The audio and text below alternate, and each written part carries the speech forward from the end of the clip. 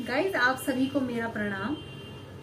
और आज आप लोगों के बीच में मैं उपस्थित हुई हूँ कुछ खास बातों पे चर्चा करने के लिए, और बहुत ज़रूरी है ये चर्चा।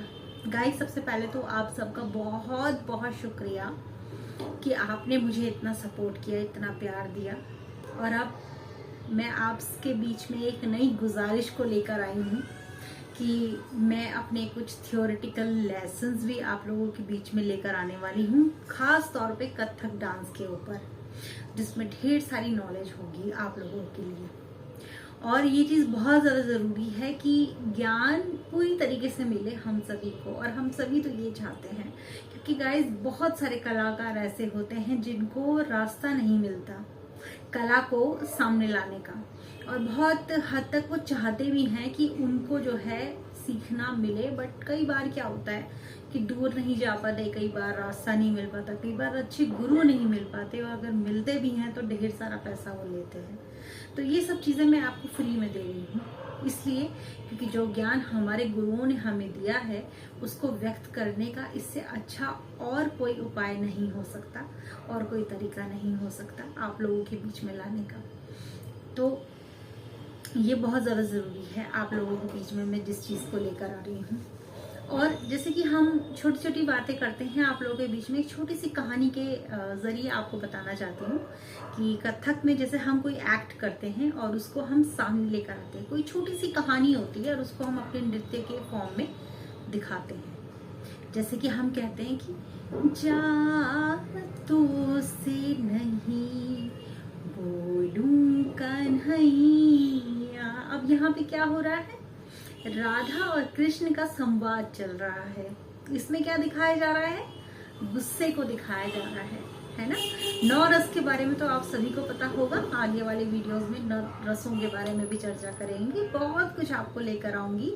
लेकिन गाइस आपसे एक गुजारिश है मेरी कि आप मुझे सपोर्ट कीजिए। कमेंट बिल्कुल नहीं करते आप लोग, कमेंट भी कीजिए, क्या अच्छा लगता है क्या नहीं लगता है सब कुछ बताइए। और ये भी बताइए कि किस चीज़ से आपको मैं और कैसे अच्छा कर सकती हूँ, और बताइए, मुझे आइडियाज़ दीजिए जिससे कि मेरा काम और अच्छा हो सके, है ना। और आपको मैं एक्सप्लेन करने में और भी अच्छी तरीके से अपनी बातों को व्यक्त कर सकूँ, है ना। तो क्योंकि मुझे लगता है कि ज्ञान को बांटना ही सबसे बड़ी चीज है, और विश्व स्तर पे हमारा ये ज्ञान YouTube के माध्यम से बट रहा है, तो इससे अच्छी बात और क्या हो सकती है गाइस। तो हम फिर से उसी बात पे आते हैं, जातों से नहीं बोलूं कन्हैया। राधा कृष्ण से रूठी हुई है और कह रही है कि जा कन्हैया, मैं तुझसे बात नहीं करना चाहती।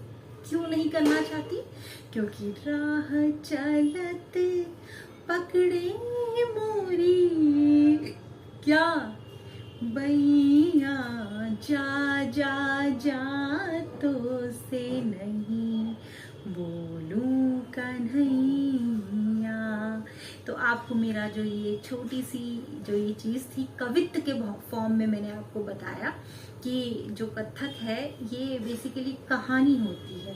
हम कोई कहानी को अपने डांस फॉर्म में दिखाते हैं, व्यक्त करते हैं, और उसी को कथक कहा जाता है। तो कैसा लगता है आपको मेरा ये वीडियो, कैसा लगा आप मुझे ज़रूर बताइएगा। और आगे चल के मैं क्या क्या चीज़ें लेकर आने वाली हूँ ज़रूर देखिएगा, ज़्यादा से ज़्यादा इस चीज़ को शेयर कीजिएगा गाइस। इससे क्या होगा कि मेरी अगली नोटिफिकेशन आप तक पहुँच जाएगी और आपको मेरा जो ये नॉलेज है वो मिल जाएगा। और अच्छा है ना, अगर हमें कुछ चीज़ें फ्री में मिल रही हैं तो क्या बुराई है गाइस। हम लोगों ने जब सीखा था तो हमें बहुत दूर जाना पड़ता था गाइस, इलाहाबाद जाते थे, वहाँ जाके सीखते थे, कितनी मेहनत मशक्कत करनी पड़ती है थी। उस टाइम पे यूट्यूब नहीं था, लेकिन आज तो आपको सीखने के लिए सब कुछ है गाइस। सीखने सिखाने के लिए हम बैठे हैं, तो आपको तो सीखना ही है। और हर्ज क्या है, जितनी कलाएं बाहर निकलेंगी उतना अच्छा होगा गाइस, क्योंकि पिछले कई सालों से मैं इस छोटे से काम को कर रही हूँ। मेरे लिए तो छोटा ही है, आपके लिए पता नहीं बड़ा है कि छोटा है, कि हर एक तबके से हुनर निकले, हर एक छोटी सी छोटी जगह से हुनर बाहर निकले। हमारे ज़माने में गाइस स्टेज भी नहीं पहुंचना भी बहुत मुश्किल होता था, आज तो चलो स्टेज मिल जाते हैं लोगों को। लेकिन हम समझ सकते हैं एक कलाकार होना और अपनी कला को सामने लाना एक बहुत बड़ा टास्क है गाइस। और आप अगर ऑडियंस ही नहीं होगी तो कलाकार का क्या होगा। कलाकार और ऑडियंस का संबंध बहुत गहरा है गाइज। अगर कलाकार ही नहीं होगा तो ऑडियंस कहाँ से होगी, और अगर ऑडियंस ही नहीं होगी तो कला का जो व्यक्त करने का तरीका है वो किसको दिखाया जाएगा। तो मेरी जो ऑडियंस है, मेरी उनसे गुजारिश है कि ज्यादा से ज्यादा मेरे वीडियोस को देखिए और मुझे बताइए, क्योंकि गाइज देखिए कोई भी महारत ही नहीं होता, हर किसी को आगे बढ़ना पड़ता है, सीखना पड़ता है। और हम भी टैलेंटेड नहीं है, हम भी सीख रहे हैं, हम अभी भी सीख रहे हैं। जब मैं 3 साल की थी तब से मैं सीख रही हूँ और अभी आगे भी कितने साल तक मैं सीखती रहूंगी। तो सीखने की कोई उम्र नहीं होती। आपको मौका मिल रहा है, इसका फायदा जरूर उठाइएगा। और कैसा लग रहा है आपको, आप मुझे जरूर बताइए। आप सभी को मेरा प्रणाम।